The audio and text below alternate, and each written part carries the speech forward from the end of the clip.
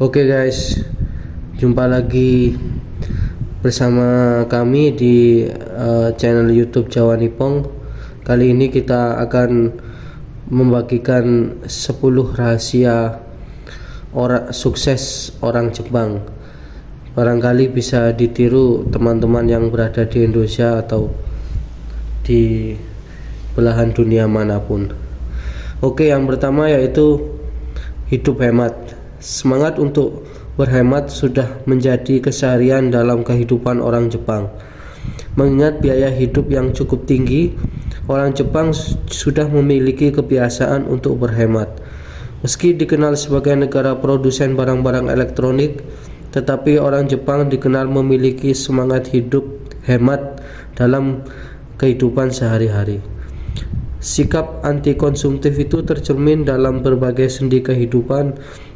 Ini didukung dengan kebijakan toko dan supermarket yang memberikan diskon setengah jam sebelum tutup. Ya, maksudnya ya mungkin orang Jepang itu cari yang memang benar-benar sesuai dengan budgetnya. Jadi benar-benar dihitung guys ya. Maksudnya manajemen keuangannya benar-benar dihitung.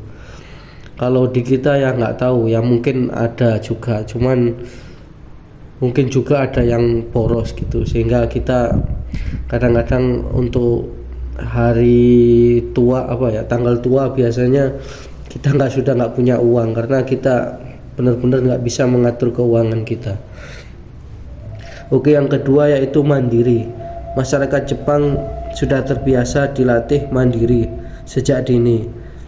Di Jepang diwajibkan untuk memperhatikan keperluannya sendiri. Bahkan setelah lulus SMA, orang Jepang sudah memiliki kebiasaan untuk tidak meminta orang tua, dan dia lebih mengandalkan kemampuannya untuk mencari kerja. Jadi ini yang memang yang saya rasakan dulu. Jadi ketika orang Jepang SMA, mereka sudah mulai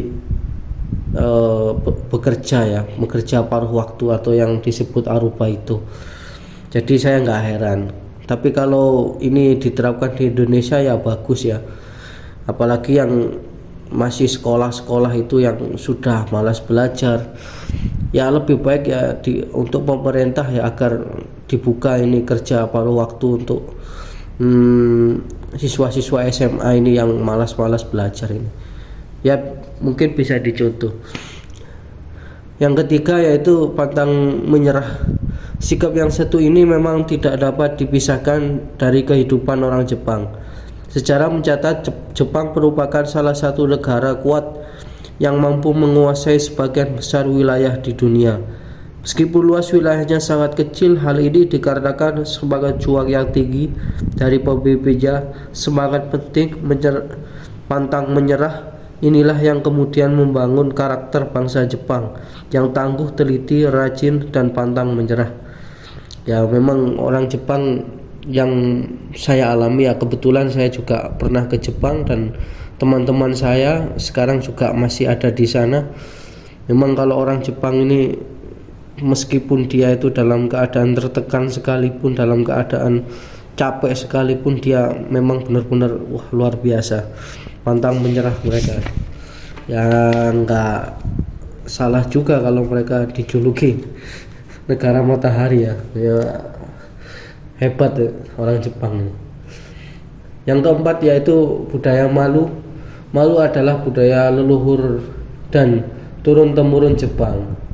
Harakiri adalah membunuh diri menusuk pisau ke perut menjadi ritual sejak era samurai, yaitu ketika kalah dari pertempuran. Masuk kehidupan modern, wacana ini sedikit berubah menjadi fenomena mengundurkan diri bagi para pejabat, menteri, politikus, dan lain sebagainya yang terlibat masalah korupsi atau merasa gagal. Ya, jadi kalau di Jepang kalau merasa gagal untuk di era modern sekarang langsung mengundurkan diri guys ya. Ya nggak tahu kalau di Indonesia malah mencalonkan diri lagi, kadang disuruh mengundurkan diri ya nggak mau. Memang repot ya. Yang nomor 5 yaitu menjaga tradisi atau menghormati orang tua. Meskipun perkembangan teknologi dan ekonomi Jepang sangat pesat, bukan berarti mereka menutup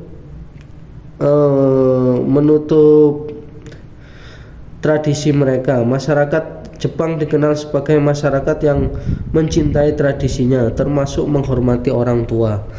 Ya, untuk kalian bisa lihat sendiri bahwa Jepang memang, ya istilahnya di Asia ini, Jepang memang benar-benar menghargai budaya ya, menghargai sejarah. Kan Bung Karno juga pernah bilang bahwa kita harus menghargai sejarah. Ya, termasuk budaya ini ya harus dijaga benar. Ya, jangan sampai kita itu sebagai warga Indonesia ini lupa akan sejarah kita, budaya kita. Termasuk budaya untuk menghormati orang tua ini kan di Indonesia ini juga kan wajib ya, terutama di Jawa dan di provinsi manapun ini mungkin ya sama saja gitu loh.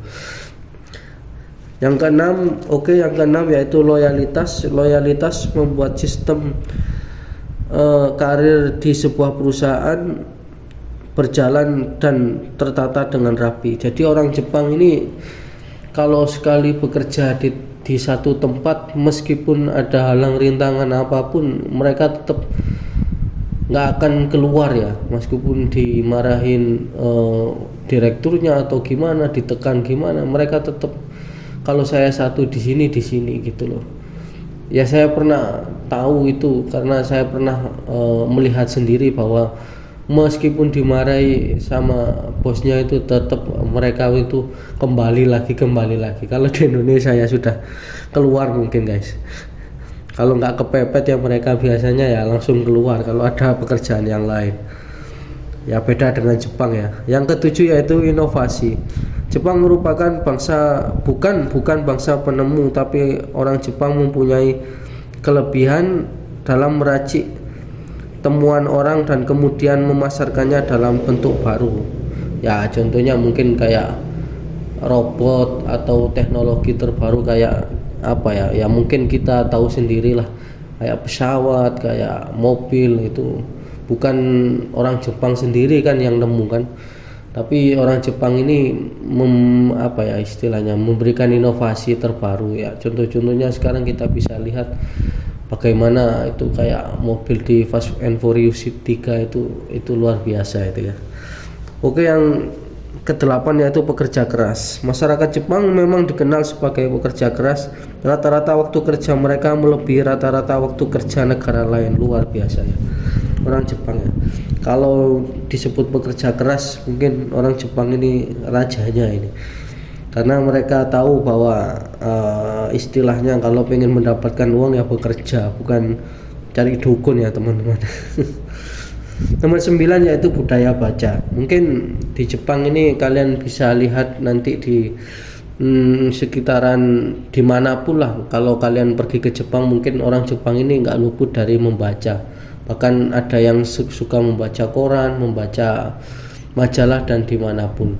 Dan ada satu berita bahwa orang Jepang ini ketika di sekolah ini, orang Jepang ini diwajibkan sebelum memulai pelajaran sekolah ini membaca 10 menit terlebih dahulu. Ya apapun lah itu. Ini bagus ya. Tapi kalau di Indonesia ya bisa apa enggak ya Allahu a'lam. Yang ke-10 yaitu kerja sama atau kelompok ya. Jepang ini terkenal dengan kerjasama ya, bukan individu. Kalau mungkin di sini ya kalian bisa lihat orang Madura mungkin atau yang lain, kalau kalian yang setahu saya orang Madura. Tapi kalau kadang-kadang kalau di sini saya lihat itu kadang-kadang sendiri-sendiri gitu, nggak ada kerjasamanya. Kalau seandainya ada temannya atau tetangganya yang sukses gitu, itu kadang ya dijelek-jelekkan atau gimana. Harusnya kan ya tanya gitulah tips dan triknya gimana, atau enggak ketika ada di kantor kalau ada teman yang yang sukses gitu ya gimana caranya gitu kayak. Oke, sekian dari kami. Itu yang bisa saya sampaikan. Semoga bermanfaat bagi kalian. Wassalamualaikum warahmatullahi wabarakatuh. 夏風に焦る心が夏をさらに早送るよ。目まぐるしい景色の中、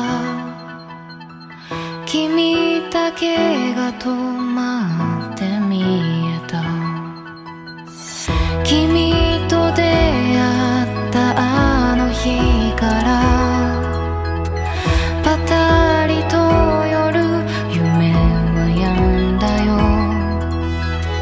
土の中で待ち焦がれた叶えるその時は今だ。重力が眠りにつく千年に一度の今日、花火の音に乗せ僕らこの星を出よう。彼が目を覚ました時連れ戻せない場所へ、せーので大地を蹴ってここではない星へ